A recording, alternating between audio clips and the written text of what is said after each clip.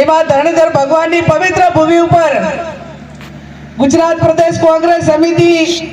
અને બનાસકાંઠા જિલ્લા કોંગ્રેસ સમિતિ આયોજિત જન આક્રોશ રેલીમાં આપણી વચ્ચે ઉપસ્થિત છે એવા ગુજરાત પ્રદેશ કોંગ્રેસના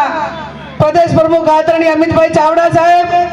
ગુજરાતના પ્રભારી આદરણીય મુકુલ વાસનિક સાહેબ, વિરોધ પક્ષના નેતા અને આપણે અમરસિંહભાઈ ચૌધરી સાહેબને યાદ કરવા પડે સાહેબ આજે કે હમણાં ફ્લડ આવ્યો આ વિસ્તારની અંદર તો હળેલા ગાંઠા માટે કરીને કાચની ગાંઠડીઓ માટે કરીને રેશન કાર્ડ આપવું પડતું હતું અને અમરસિંહભાઈ મુખ્યમંત્રી હતા, દેશના વડાપ્રધાન રાજીવ ગાંધી હતા, આ ઢીમાની અંદર ગાયો માટે કરીને બીજા રાજ્યોમાંથી શેરડી ખવડાવવામાં આવતી એનો દીકરો આજે આપણી વચ્ચે ઉપસ્થિત છે એવા તુષારભાઈ સ્ટેજ ઉપર બિરાજમાન આપણા કાર્યકારી પ્રમુખ અને વડગામના ધારાસભ્ય જિગ્નેશભાઈ મેવાણી, આદરણીય સુભાષિનીબેન યાદવ, ભાઈ શ્રી ગુલાબજીભાઈ સ્ટેજ ઉપર બિરાજમાન, બળદેવજી, ચંદનજી, જેટલા સુભાષજીની યાદવે નામ લીધા એવા તમામ કોંગ્રેસના વરિષ્ઠ આગેવાનો, વડીલો, યુવાન ભાઈઓ અને બહેનો, આજે પ્રદેશના નેતાઓ આપણને સંબોધવાના છે એટલે આપણે વિશેષ ટાઈમ એમને આપવાનો હોવાથી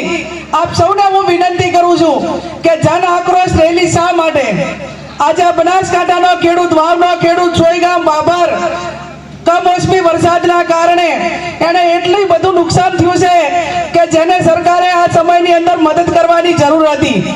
પણ જે પ્રમાણમાં નુકસાન થયું અહીંયા મુખ્યમંત્રી આવ્યા,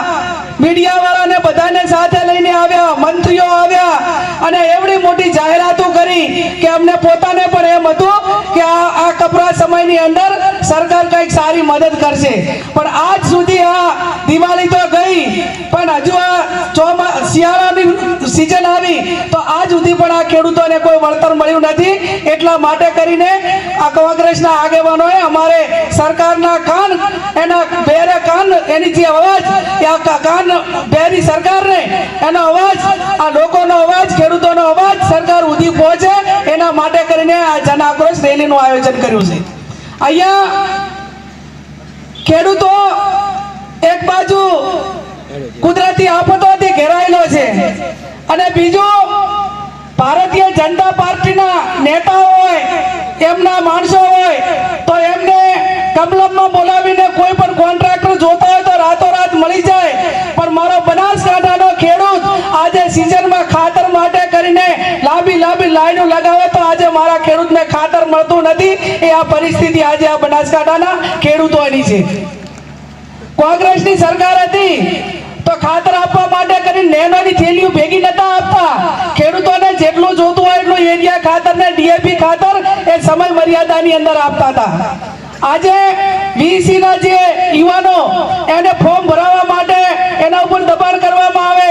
એને વધારાનું કામ કરવામાં આવે પણ એને ના વળતર આપે કે ના એમને કોઈ કાયમી કરે. આજે હજારો યુવાનો કરાર આધારિત નોકરી કરે છે, જેમની નોકરી માટેની કોઈ સલામતી નથી અને એમને ગમે ટાઈમે છૂટા કરી દે.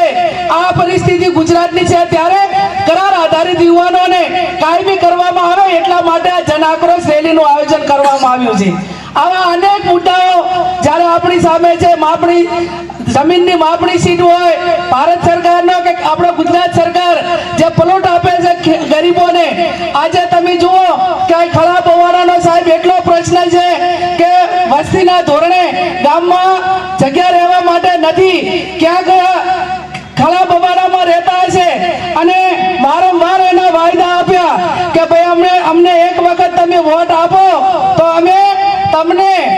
તમારે જેટલો ખળવાડ છે એટલું રેગ્યુલર કરી આપશું. ડ્રોનથી સર્વે કર્યા, અનેક વખત ચૂંટણીમાં વાયદા આપ્યા પણ આજ સુધી ખળા બવાડા એક પણ રેગ્યુલર કર્યા નથી અને કાયમી ચૂંટણીઓ પંચાયતી રાજમાં આવતી જતી હોય, કોઈ સરપંચ ચૂંટણી હારે તો એને સસ્પેન્ડ કરાવવા કે બીજાને કોઈને હેરાન કરવા માટે કરીને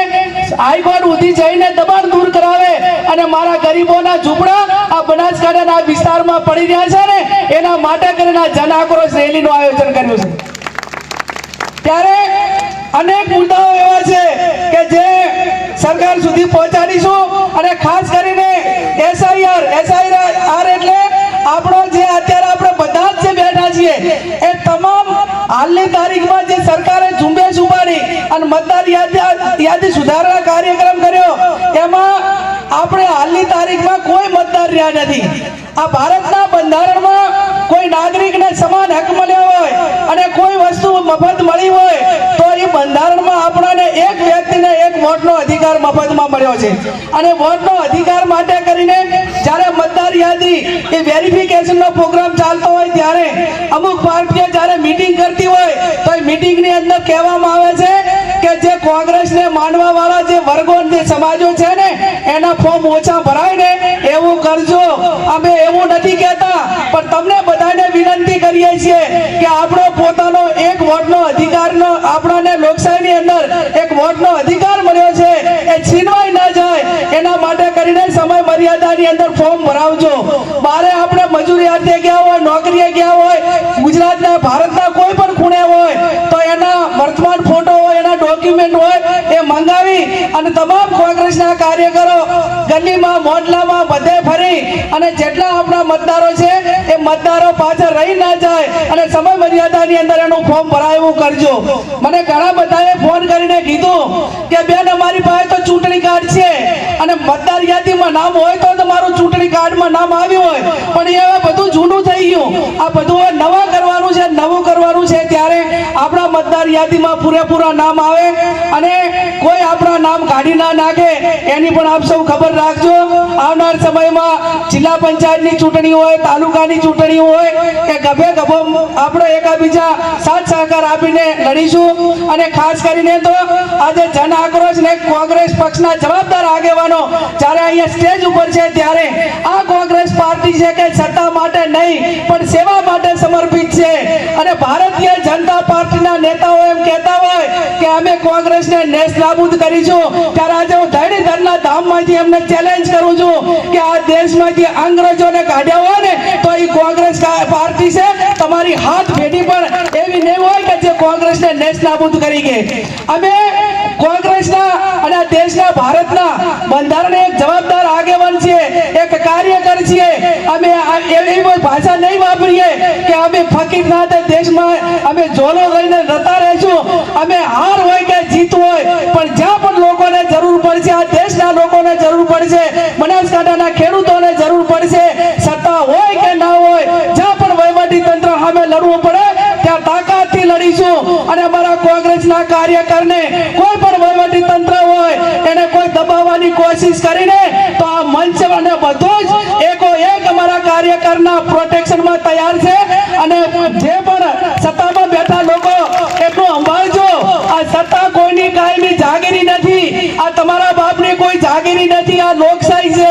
અને લોકશાહીની અંદર એ પરિવર્તન આવતું હોય છે. એટલે મહેરબાની કરીને કોઈ કોંગ્રેસના કાર્યકરને ક્યાંય દબાવવાની કોશિશ ના કરે. અમે ગાંધી વિચારધારા વાળા છીએ, અમે સરદાર વિચારધારા વાળા છીએ, પણ જો તમે કઈ વધારે એવું કર્યું તો અહીંયા ભગતસિંહ પણ બેઠા છે અને ઝાંસીની રાણીઓ પણ બેઠી છે. અમે અમારા કાર્યકરો માટે કોઈ પણ વસ્તુ કરવા માટે તૈયાર છીએ. આજે ખૂબ મોટી સંખ્યામાં તમે આવી અને અહીંયા બધા જ હાજર રહીને આ જન આક્રોશ રેલીમાં હાજરી આપી એ બદલ આપ સૌનો ખૂબ ખૂબ હૃદયપૂર્વક આભાર.